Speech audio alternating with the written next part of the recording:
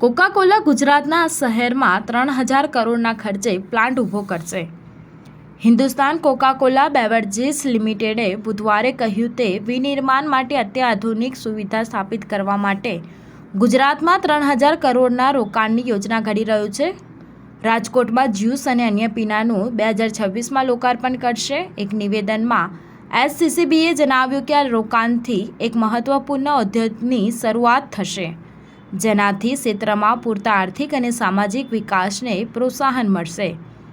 ગુજરાત સરકારે સમયબદ્ધ રીતે તમામ જરૂરી મંજૂરીઓ અને રજિસ્ટ્રેશન વગેરે મેળવવામાં એસસીસીબીને સુવિધા ઉપલબ્ધ કરાવવા માટે વ્યાપક સમર્થનનું આશ્વાસન આપ્યું છે।